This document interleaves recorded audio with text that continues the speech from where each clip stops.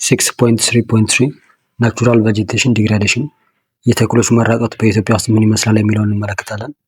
ባለፈው አንድ ክፍለ ዘመን ኢትዮጵያ ውስጥ ያለው የደን ሽፋን በጣም እየቀነሰ እየተራቆተ የመጣበት ሁኔታ እናያለን። በተለይ ደግሞ ሰዎች ለግብርና መሬቱን በሚያውሉበት ጊዜ ደኑን እየጨፈጨፉ ነው። በዚህ ምክንያት ኢትዮጵያ ውስጥ እጅግ በጣም በሚያስፈራ ሁኔታ የደን ሽፋን እየቀነሰ እየመጣ ነው ያለው። ባለፈው ክፍለ ዘመን ኢትዮጵያ ውስጥ የነበረው የደን ሽፋን 40 ከመቶ ይደርስ ነበር ከኢትዮጵያ ጠቅላላ የቆዳ ስፋት። አሁን ግን ይሄ በጣም እየቀነሰ የመጣበት ሁኔታ አለ። ኢትዮጵያ ውስጥ ያሉ ደኖች ወይም ደግሞ እጽዋቶች፣ አትክልቶች ከጊዜ ወደ ጊዜ እንዲቀንሱ ያደረጋቸው የተለያዩ ምክንያቶች አሉ። ከነዚህ መካከል አንደኛው ለግብርና ቦታዎችን መንጥሮ ማንሳት ነው።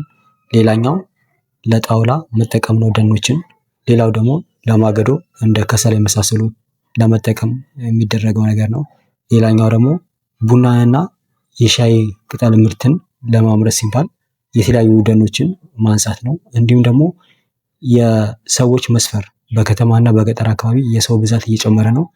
በዚህ ምክንያት ደኖች ይጨፈጨፋሉ። 6.3.2 ናቹራል ቬጂቴሽን ኮንዘርቬሽን። ናቹራል ኮንዘርቬሽን የምንለው ደግሞ ምንድነው? እጽዋቶችን እንዴት አድርገን ነው የምንጠብቀው የሚል ነው። እጽዋቶች፣ ደኖች፣ አትክልቶች በአጠቃላይ መጠበቅ አለባቸው። ምክንያቱም የሰዎች እጣ ፈንታ እነሱ ላይ ነው። አሁን ያለው ትውልድና ወደፊት የሚመጣው ትውልድ በእነዚህ በደኖችና በእጽዋት ላይ የተመሰረተ በመሆኑ ማለት ነው። ስለዚህ እንዴት አድርገን እንጠበቃለን የሚለውን ስናይ በሶስት መንገድ ነው።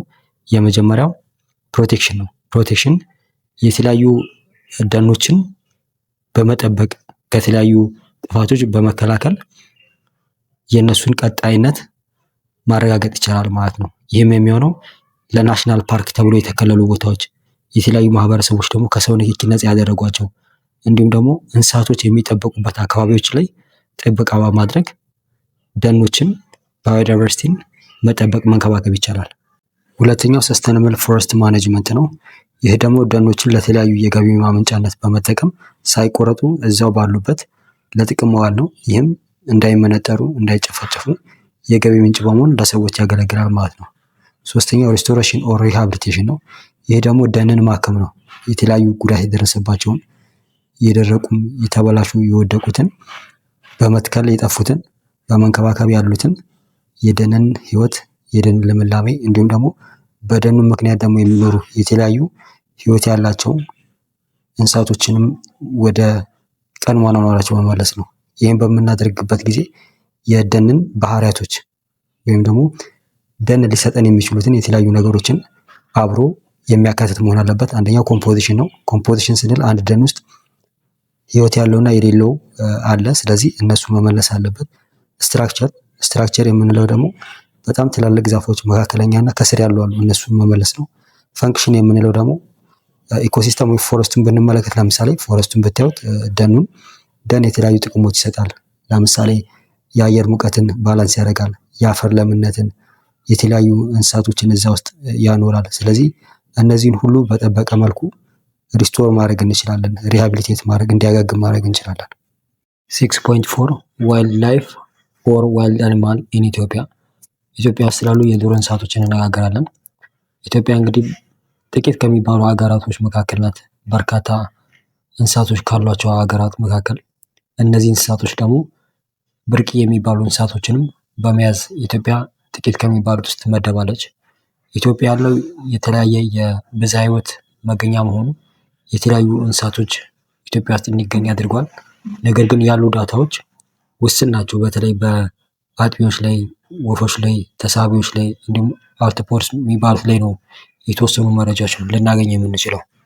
ኢትዮጵያ ውስጥ 860 የሚሆኑ የአዕዋፍ ዝርያ ሲኖሩ ከነዚህ መካከል 16ቱ ብርቅዬ ናቸው። ሁለቱ ደግሞ ኢንደሚክ ጀነራ ይባላሉ።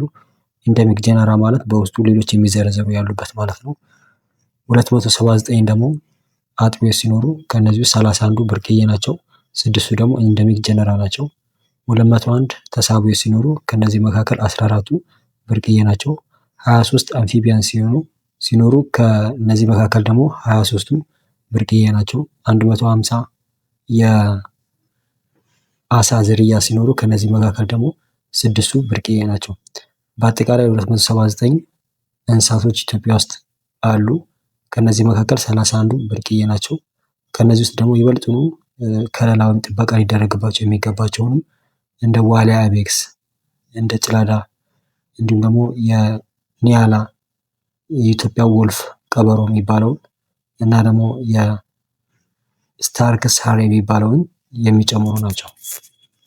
ኢትዮጵያ ውስጥ የሚገኙ የዱር እንስሳቶች በአብዛኛው የሚገኙት በደቡብና በምዕራብ የኢትዮጵያ ክፍል ሲሆን የዱር እንስሳቶች ኢትዮጵያ ውስጥ በ5 ነው የሚከፈሉት። የመጀመሪያው ኮመን ዋይልድ አኒማል የሚባል ነው። ይህም በአብዛኛው ቦታ የሚገኝ ነው። ለምሳሌ ጅብ ወይ ደግሞ ቀበሮን ይጨምራል። ሁለተኛው ጋሜ ወይም ሎውላንድ አኒማል የሚባሉት ናቸው። ከነዚህም መካከል ደግሞ ለምሳሌ እንደ ቀጭኔ፣ የሜዳ አህያ፣ ዜብራ የመሳሰሉትን ይጨምራል። እነዚህ ደግሞ ሄርቢቨረስ የሚባሉት ሳር በሊታዎች ናቸው። ካርኒቨረስ የሚባሉትም አሉ እዚህ ውስጥ ለምሳሌ አንበሳ፣ ነብር፣ ቺታ የመሳሰሉትን ይይዛል። ሶስተኛው ትሪ አኒማልስ ኦር አርቦሪያልስ የሚባሉት ናቸው። ዛፍ ላይ የሚኖሩ እንደ ጦጣ፣ ዝንጀሮ የመሳሰሉት። አራተኛ አይነቶች ደግሞ የአዋፍ ዝርያዎች ናቸው። አምስተኛው ሬር አኒማልስ ብርቅዬ የሚባሉት እነዚህ ለምሳሌ ጭላዳ ባቡን፣ የሰሜን ቀበሮ፣ ዋሊያ፣ የሰሜን ማሲፍ፣ ኒያላ እና አርሲ ባሌ ማሲፍ የሚባሉትን የሚያካትት ነው። 6.4.2 ዋይልድ ላይፍ ኮንዘርቬሽን እንስሳቶች በርካታ ጥቅሞችን ይሰጣሉ። ከኢኮሎጂ እስከ ባዮሎጂካል ዳይቨርሲቲስ እስከሚሄዱ ድረስ የተለያዩ ጥቅሞችን ይሰጣሉ። እነዚህን እንመልከት። የመጀመሪያው ሳይንቲፊክ ኤዱኬሽናል ሪሰርች የሚባል ነው። ለተለያዩ ጥናቶች ይጠቅማሉ እንስሳቶች። ለምሳሌ ስለ ሕክምና ብናይ ለተለያዩ የሕክምና አገልግሎት ወይም ለሕክምና ጥቅም የሚሰጡ እንስሳቶች ይኖራሉ እና እነዚህም ለማጥናት ሲባል ጥቅም አላቸው ማለት ነው። ሌላው ኤስቴቲክ ቫሊዩ የተለያዩ ለመዝናኛ የምናያቸው እንስሳቶች አሉ። በዚህ ምክንያት ለአስቴቲክ ቫሊዩ እንጠቀማቸዋለን። ሌላው ለገቢ ማስገኛ የኢኮኖሚክ ቫሊዩ ያላቸው ናቸው።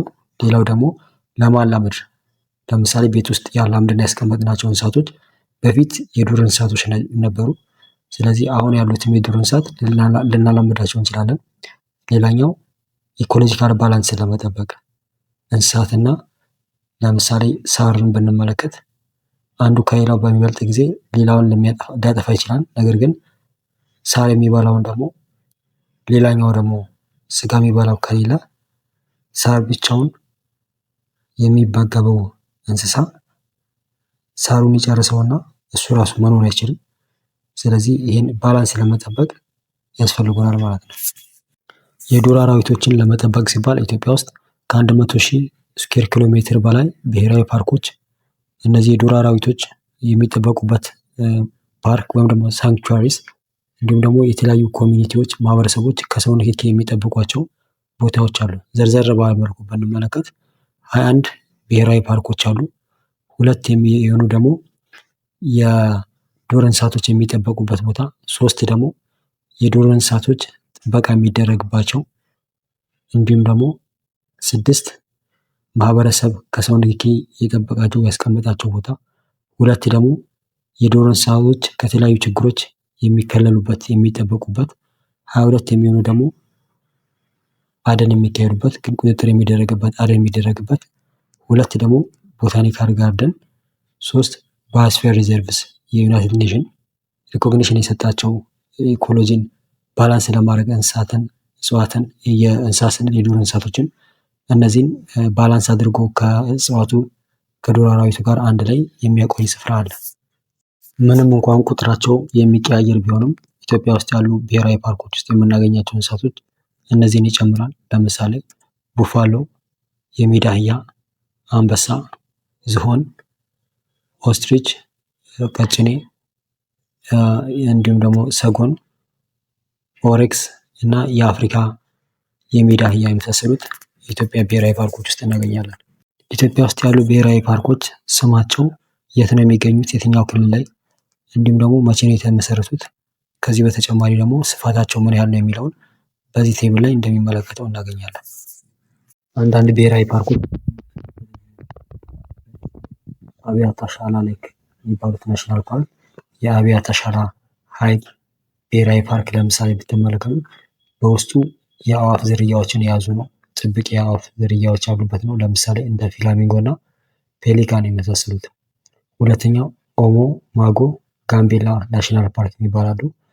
እነዚህ ብሔራዊ ፓርኮች ደግሞ እንደ ጉማሬና አዞ የመሳሰሉትን ወንዞችና ሐይቆች ላይ ይይዛሉ።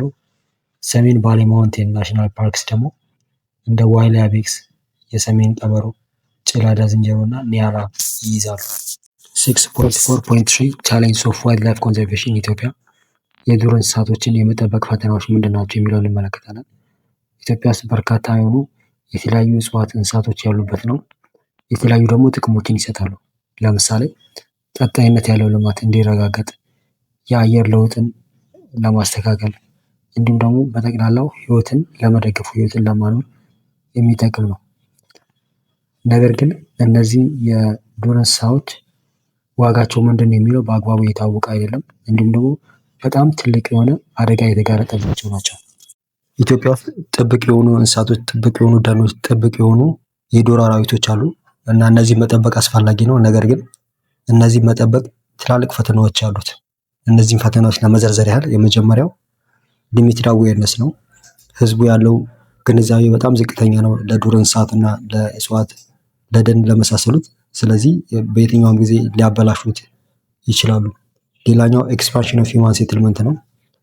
የሰዎች ሰፈራ በተለይ ከተሜነት እየበዛ ሲመጣ ወደ ውስጥ እየገባ በሰፈራ ምክንያት ደግሞ የተለያዩ የዱር እንስሳቶች የሚጎዱበት ሁኔታ አለ። ሌላኛው ኮንፍሊክት ኦቨር ሪሶርስ፣ እንዲሁ የግብርና ማስፋፋት የተለያዩ የዱር እንስሳቶችን የሚጎዳ ተግባር ሆኖ እናገኘዋለን። ኦቨር ግሬዚንግ፣ ከብቶችን የተለያዩ እንስሳቶችን ከፍተኛ በሆነ የግጦሽ ስምሪት ላይ ማዋል ለዱር እንስሳቶች የምግብነት የሚል የተለያዩ ሳሮችን እንዲያጡ የማድረግ ነው። ይሄ ደግሞ በራሱ ጉዳት አለው። ሌላው ኢሌጋል ዋይልድ ላይፍ ትሬድ፣ የዱር እንስሳቶችን አድኖ መሸጥ፣ እነሱ ላይ የተለያዩ የኢኮኖሚ ተጠቃሚ ለመሆን መሞከር እነሱን አደጋ ላይ ይጥላል። ሌላው ኤክሴሲቭ ሃንቲንግ ነው። ከልክ ያለፈ አደን ነው። እንስሳቶችን እንዲመናመኑ እንዲያልቁ የሚያደርግ ነው። ሌላኛው ቱሪዝም ኤንድ ሪክሬሽናል ፕሬዠር፣ የቱሪዝም እና የመዝናኛው ዓለም እየሰፋ ሲመጣ እንስሳቶች ላይ ጫና ያሳድራል። ሌላኛው ማይኒንግ ኤንድ ኮንስትራክሽን ማቴሪያል ኤክስትራክሽን፣ የተለያዩ ሚነራሎች አሉ እንደ ለምሳሌ ሲሚንቶ ሊሆን ይችላል፣ ወይም ደግሞ የተለያዩ ግብአቶችን ከገጠር ውስጥ ሄዶ ማምጣት እዛ የሚኖረው የተለያዩ የዱር አራዊቶችን ህይወታቸው ላይ አደጋ ማድረስ ነው። የመጨረሻው ፎረስት ፋየር ነው። ይሄ የተለያዩ የሰደድ እሳት የሚባል እሳት ለኩሶ ደንን ማቃጠል፣ አካባቢን መሳት፣ ለግብርና ማጽዳት የእንስሳቶችን ህይወት አደጋ ላይ